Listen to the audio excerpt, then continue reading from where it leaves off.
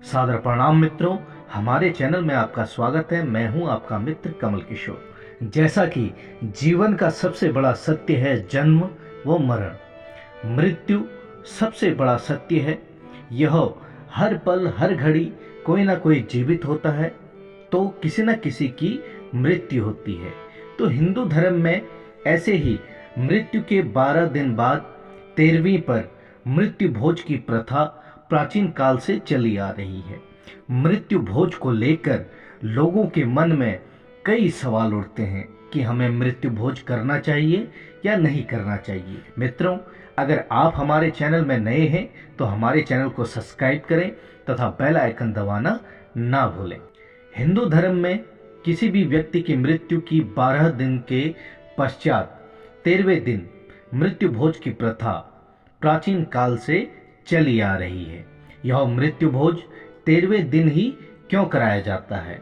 इस प्रश्न का उत्तर हमें गरुड़ पुराण से मिल जाता है, जिसमें यह विदित है कि दिवंगत आत्मा को उसकी मृत्यु के पश्चात 13 दिन तक 13 गांव को पार करना होता है।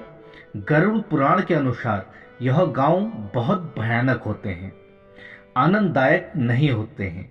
यह जंगल, कांटों और अग्नि से भरा हुआ गांव होता है, जिसे पार करते हुए दिवंगत आत्मा को यमराज के समक्ष उपस्थित होना होता है। फिर उस दिवंगत आत्मा को अनजाने में किए गए पाप कर्मों के अनुसार उसे वहां दंडित किया जाता है। अतः इस 13 दिन तक दिवंगत आत्मा के परिवार के सदस्य सूतक में रहते हैं। उनके घर चूल्हा नहीं जलता है तथा उन्हें भोजन उनके गांव पड़ोस के लोगों को देना होता है, जो कि वर्तमान समय में घटकर 1 या 2 दिन हो गया है। उस आत्मा को अपने पाप कर्मों से मिलने वाले दंड को कम कर सहना पड़े, इस हेतु साधु संत महात्मा तपस्वी ऋषि मुनियों को बुलाकर कुछ विशेष पूजन विधि कराकर और भोजन पकाकर उस भोजन को भगवान को भोग लगाकर फिर उसका प्रसाद गांव पड़ोस के लोगों एवं रिश्तेदारों में विस्तृत किया जाता है। तो उस प्रसाद को जो लोग ग्रहण करते हैं तो उस दिवंगत आत्मा के इतने सारे पापों के थोड़े थोड़े भागी बनते हैं। वह इस तरह से उस दिवंगत आत्मा का पाप कम होता है। किंतु आज के वर्तमान समय में यह मृत्यु भोज अपने उद्देश्य से हटकर एक विकृत रूप ले चुका है।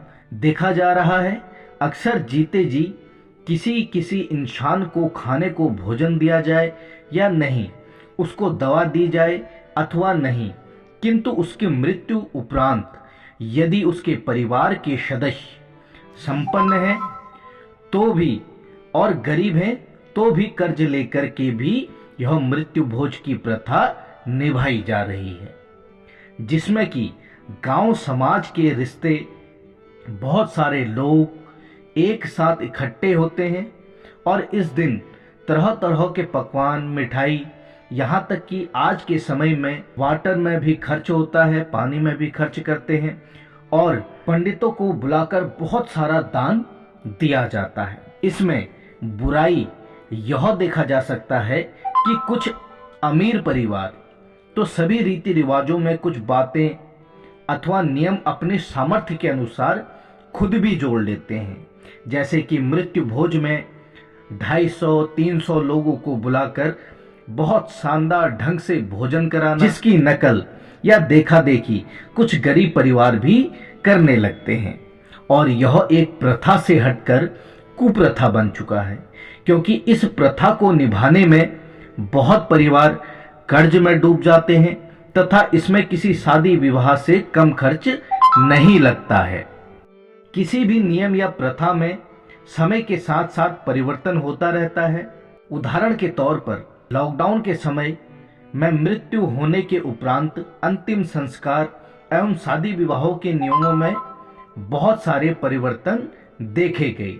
तो यह आवश्यक नहीं है कि किसी व्यक्ति की मृत्यु के बाद उसके परिवार के सदस्य यह मृत्यु भोज कराने में कर्ज में डूब जाएं।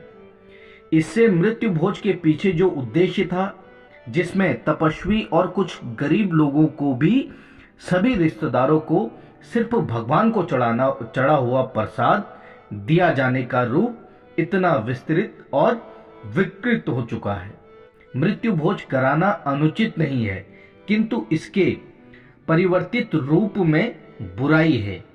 यह अपने नियम पूर्वक ढंग से शास्त्रों के अनुसार निभाया जाना चाहिए। मित्रों, अगर शास्त्रों के अनुसार विधि विधान से नियमित रूप से अगर उसके सच्चे हिसाब से उस कार्य को किया जाए तो अंतिम संस्कार में मृत्यु भोज करना बुराई नहीं है, परंतु यह बढ़ चढ़कर करना बुराई है। लोगों की देखा देखी करना बुराई है। जो शास्त्रों में लिखा गया है, गरुड़ पुराण में लिखा गया है, उसको निभाया जाना चाहिए और यह कुछ हद तक अनिवार्य भी होता है। लेकिन देखा देखी ना करें।